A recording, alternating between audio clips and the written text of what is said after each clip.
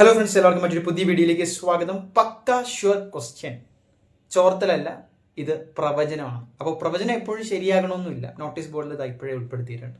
അപ്പോൾ എന്തായാലും സാധ്യതയുള്ള ചില ചോദ്യങ്ങൾ, ചില പാഠഭാഗങ്ങൾ, നിങ്ങൾ ഫോക്കസ് ചെയ്യേണ്ട ചില പോർഷൻസ്, അതാണ് ഈ വീഡിയോയിലൂടെ പങ്കുവയ്ക്കുന്നത്. തീർച്ചയായിട്ടും കാണുക. ഇത് ഒഴിവാക്കി നിങ്ങൾ പോകരുത്. കാരണം ഈ പാഠഭാഗങ്ങൾ വളരെ ഇമ്പോർട്ടൻ്റ് ആണ്. നിങ്ങൾ എത്രത്തോളം പഠിക്കുന്നു എന്നല്ല, ഓരോ പാഠഭാഗത്തിൻ്റെയും വെയിറ്റേജ് മനസ്സിലാക്കി ആ പോർഷൻസ് കവർ ചെയ്യുന്നുണ്ടോ എന്നതാണ് ഏറ്റവും വലിയ ഇമ്പോർട്ടൻറ്റ്. അപ്പോൾ SLC മാത്തമാറ്റിക്സ് പരീക്ഷയിലേക്ക് അടുക്കുന്ന എല്ലാവർക്കും വേണ്ടിയാണ് ഈ വീഡിയോ. നേരെ ഈ വീഡിയോയിലേക്ക് കടക്കാം. അപ്പോൾ നമ്മുടെ ചാപ്റ്റർ ബൈ ചാപ്റ്റർ ആയിട്ട് ഒന്നും ഞാൻ പോകുന്നില്ല. മൂന്ന് ചാപ്റ്ററാണ് ഞാൻ റെക്കമെൻഡ് ചെയ്യുന്നത്. അതിൽ തന്നെ ഏത് ടൈപ്പാണെന്ന് കൂടി നമ്മൾ പറയുന്നുണ്ട്.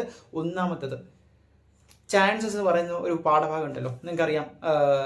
രണ്ട് തരത്തിൽ എത്ര പെയർ ആക്കാൻ പറ്റും. അപ്പോൾ നിങ്ങൾക്ക് ഈസി ആയിട്ട് അതിൽ മാർക്ക് ചെയ്യാൻ പറ്റുന്ന ഫ്രീ ഹിറ്റ് ക്വസ്റ്റ്യൻ ആയിരിക്കും. നിങ്ങൾക്കൊരു ക്വസ്റ്റ്യൻ ഉണ്ടാകും. അത് ചിലപ്പോൾ 2 ബോക്സ് ആയിരിക്കാം, അല്ലെങ്കിൽ 2 ക്ലാസ് റൂം ആയിരിക്കാം, 2 ഗ്രൂപ്പ് ആയിരിക്കാം. ഇത്ര പേരുണ്ട്, ടോട്ടൽ നമ്പർ ഓഫ് കോമ്പിനേഷൻ.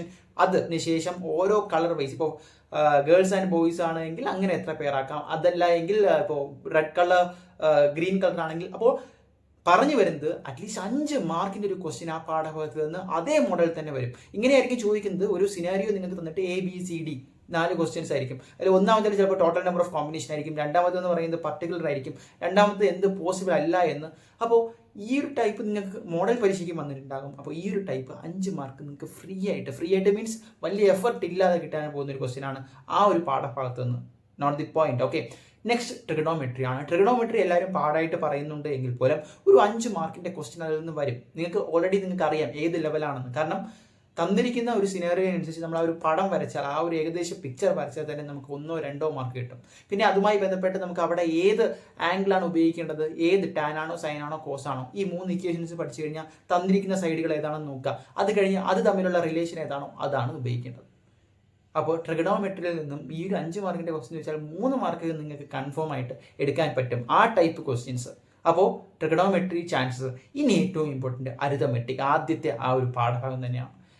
മനസ്സിലാക്കുക, ഈ കോമൺ ഡിഫറൻസ് ചോദിക്കുന്ന 1 മാർക്കിൻ്റെ ചെറിയ സിമ്പിൾ ചോദ്യങ്ങൾ, അതുപോലെ തന്നെ വരുന്ന ഏറ്റവും ഇമ്പോർട്ടൻ്റ് ആയിട്ടുള്ള സമ്മ് കണ്ടുപിടിക്കുന്ന ഇക്വേഷൻസ്, ഈ ആ ഒരു ചാപ്റ്റർ എടുത്തു കഴിഞ്ഞാൽ ആകെ 4 ഇക്വേഷൻസ് ഉണ്ട്. ആ 4 ഇക്വേഷൻസ് പഠിച്ചു കഴിഞ്ഞാൽ നിങ്ങൾക്ക് 5 മാർക്കിൻ്റെ ആ ക്വസ്റ്റ്യൻ മുഴുവൻ മാർക്കും അടിച്ചെടുത്തുകൊണ്ട് പോകും. ഈ 3 പാഠഭാഗം പഠിക്കുമ്പോൾ തന്നെ ഏകദേശം 15 മാർക്ക് നിങ്ങൾ സെക്യൂർ ആക്കാൻ പോവുകയാണ്. ഈ 3 ടൈപ്പ് ക്വസ്റ്റ്യൻസ് മാത്രം നോക്കിക്കൊണ്ട് പോയി കഴിഞ്ഞാൽ. ഇനിയും ഒരു ഫ്രീ ഹിറ്റ് മാർക്ക് ഉണ്ട്. നിങ്ങൾക്കറിയോ, കോർഡിനേറ്റ്സ്. ഒന്നെങ്കിൽ മിഡ് പോയിന്റ്, അല്ലെങ്കിൽ ഡിസ്റ്റൻസ്. അതുമല്ല എങ്കിൽ അതൊന്ന് പ്രൂവ് ചെയ്യാൻ ഒരു ട്രയാങ്കിൾ ആണെന്നോ, ഐസോസെലസ് ട്രയാങ്കിൾ ആണെന്നോ, വളരെ സിമ്പിൾ ആയിട്ടുള്ള ഇത്തരത്തിലുള്ള ഈ 4 ചാപ്റ്റേഴ്സ് വളരെയധികം കോൺസെൻട്രേറ്റ് ചെയ്ത് പഠിക്കുക എന്നല്ല, ഈ ടൈപ്പ് ക്വസ്റ്റ്യൻസ് നോക്കിയിട്ട് പോവുക. തീർച്ചയായിട്ടും നിങ്ങൾക്ക് ഈസി ആയിട്ട് മാർക്ക് കിട്ടും. കൂടുതൽ പാഠഭാഗങ്ങളും മറ്റ് സ്പെസിഫിക് ക്വസ്റ്റ്യൻസുമായിട്ട് നമുക്ക് അടുത്ത വീഡിയോകളിൽ കാണാം.